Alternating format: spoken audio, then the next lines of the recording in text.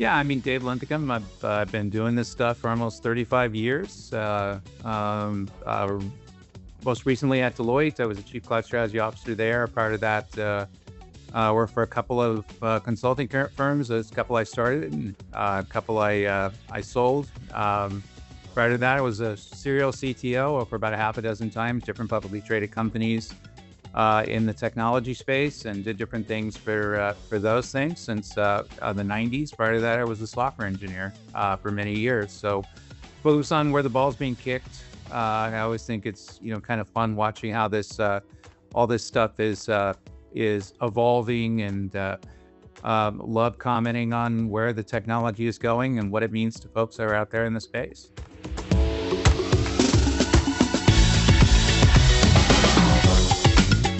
So I guess what changes over the course of your career have seemed most stark to you, and what's your strategy for keeping up with sort of the constantly evolving landscape? Yeah, the thing in my career that I thought was probably the most big transition. A couple of things. Number one, the first rise of AI back in the 80s. I was involved with that. List programmer. That was my first job out of college. Then it was the rise of the PC and local area networks, client server networks, client server computing, things like that became sort of, we could do things using graphical user interfaces versus, green screen kind of stuff. And then it was a transition to the internet, the rise of the World Wide Web, and how that kind of revolutionized everything, and the whole transitory stuff that went through that. And then after that, obviously, was the rise of cloud computing, which kind of started kind of in the late 90s with the application delivery network stuff. And we saw the rise of software as a service players like Salesforce that, took over the market, as much as 25 years ago when that whole thing kind of kicked off.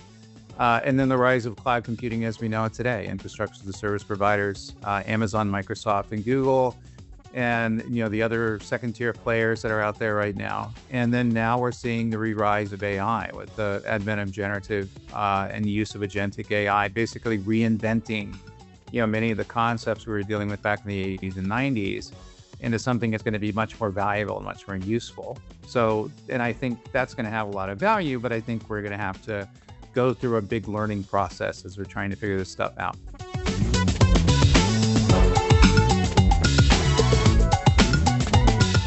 You mentioned, last year you retired from Deloitte after 6 years as Chief Cloud Strategy Officer, but you're still very active on LinkedIn. You speak at industry events, you publish new weekly videos on the Cloud Computing Insider, the YouTube page, and you still lead Linthicum research. So, most people when they retire, they sort of take a step back. You have not done that. Why is it important for you to sort of keep working and stay active? Yeah, well, you find that most people at Deloitte, there's a mandatory retirement age there. And most people, if you find them on LinkedIn, they have, kind of the final stage of their career and they go on to other stuff. And in many cases, they're busier than when they worked at Deloitte. And so it is really kind of, doing some things that I, wasn't able to do, when I was obviously working for the firm and had to be loyal to the firm and what they did and, say things that had to be approved and things like that. So the ability to kind of get my ideas and notion out there, what motivates me each and every day. And so the last 7 years, I was very jealous of the fact that we went through this kind of information revolution out there. Anybody out there could start a Substack, could start a YouTube channel and social media page, and they were getting heard. And so we're seeing kind of the rise of the influencer culture. Now, I had aspects of that. I was doing some thought leadership stuff and doing some speaking and things like that when I worked at Deloitte and before Deloitte, but I've never seen it as powerful as it was now. And so I knew when I was going to retire from Deloitte, I was going to focus on that as a career. And I just spend my days truth telling. In other words, telling people what works, what doesn't. Sometimes makes it's messages that people don't want me to say. But I think it needs to be said. And so the ability to kind of look at the value of cloud computing, the ability to look at the value of technology, and the ability to kind of ask a lot of the tough questions that in many cases people are not asking, and, confronting the hyperscalers in terms of their ability to have value within the enterprises, and they're defending on their purpose, moving forward, doing the repatriation stuff, looking at some of the security aspects of it. And so I spend my days and times just kind of questioning everything, looking at the innovation of it, where things are going. And I'm always trying to, get out ahead of the curve and tell people how to think, 3 to 5 years out. This is as far as I can go. But also what's important and what enterprises should be doing. I always think I'm, representing the rank and file IT worker out there, someone who, isn't getting paid the $1 million a year, is trying to keep their systems running and just trying to figure out how to make some tactical moves so they can drive themselves to a much more successful state. And I think that's what it's all about.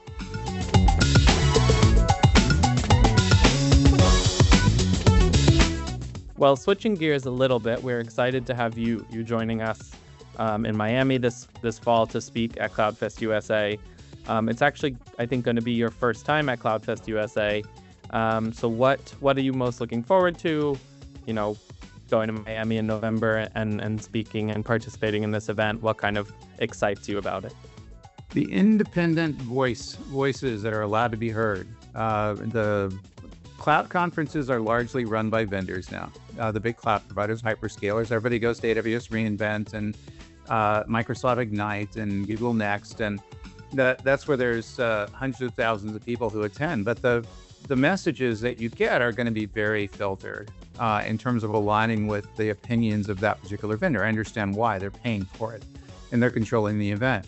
So we kind of lost the independent conferences out there where people could show up and actually say things that are contrarian and not necessarily, very much like we just talked about, not necessarily adherence to the narrative that's kind of set by big tech marketing out there. And I think that's what this conference represents to me. We all kinds of voices, all kinds of opinions, allowing people to make independent calls as to what their technology should be and how they should look at the stuff. And I don't think there's enough of that out there. So I view you guys as revolutionaries in your own right. I think these conferences are going to be much more important. They're going to see a tremendous amount of growth as people realize that that's where they can go for the balls and strikes, the truth telling that needs to be set out there.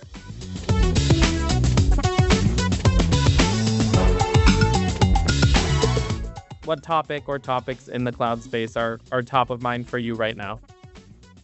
Well, obviously, I follow the AI stuff pretty closely, how it relates to that, but it's also the alternative platform stuff. So not necessarily looking at, where everybody is moving to the hyperscalers, but what are some of the other alternatives that are out there? So you have private clouds, and you have the clouds that people don't talk much about, such as the sovereign clouds and the regional clouds and managed service providers and co-location providers that are there, and also the special purpose clouds that are built out there. People like CoreWeave and Lambda Labs that are providing GPUs as a service. And CoreWeave just went public and it was, blew everybody's expectations. And I think that's going to be a big thing right now.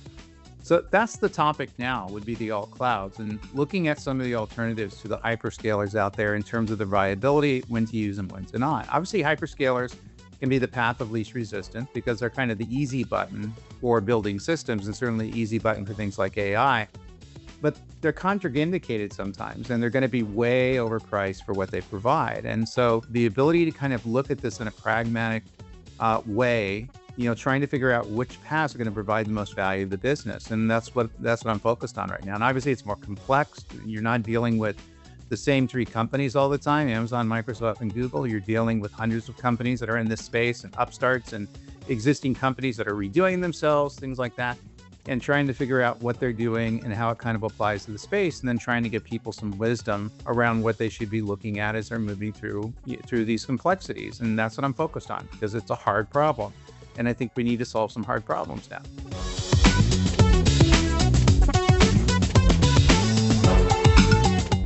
I guess kind of moving into a slightly more fun conversation topic, we ask everyone these two questions. First and foremost, if you could program your own fireside chat session at CloudFest or a separate event with one person currently working in the industry, sort of anyone you want, who would it be and why? I think it would probably have to be Mark Zuckerberg as to what he's kind of changing different directions, things like that. I'd like to kind of drill down into his head is what motivated him to start Facebook, not necessarily the Facebook journey, but his journey into technology. I think that's always interesting to me. And also, he kind of works in a techno-political environment. In other words, where he has to make decisions and make technology decisions, based on the politics of the day. And how does that work? And how do you adjust yourselves and moving and doing so from a bipartisan, kind of objective way. And I think I'd like to get, someone like that to, kind of tell their story, because I don't think those stories are being told out there. I think the big executives and big high tech executives, certainly the ones that are working for big publicly traded companies, they're constrained by the PR firms and the agencies that control the message. And if he was on my fireside chat, he wouldn't be able to do that. And I would just ask him all the tough questions that normally the PR firms would not allow me to ask. And I think him answering those questions would allow us to learn a tremendous amount. And then last but not least, same question, but if you could program your own fireside chat with any person, dead or alive, who isn't currently working in the industry, whether they previously were active or entirely separate from it, who would that be? I think it would be Steve Jobs. I guess he's not currently working in the industry because he's not here with us anymore, but that's someone I've had a few interfaces with, during my career, because I'm old. And I always found him just kind of an interesting person, from the fact that he was not really strictly a technologist, but really kind of a marketing person who focused on that techno marketing. That's kind of the best way to describe it. I would love to get into what his motivations are, how he came up with some of the ideas, how he learns how to listen to people and not listen to people who are around him. And even though he surrounds himself with incredibly smart people, and I think that would be a tremendously enlightening conversation. It's very much like the Zuckerberg comment. I wouldn't let him go with what the PR folks are limiting me to. I'd get to the tough questions. What about this? Why'd you make this decision? Why were these calls made? When you got fired from Apple the first time, how did that make you feel? Mad. Yeah. And then, why did you start Next, which was a computing firm, a platform that I used a long time ago. And then when you went back to Apple, what were your goals and objectives in making it happen? I think it would be incredibly interesting conversations. I always like the fact I understand technology, and I like talking to technologists, and we can argue about technology all day long.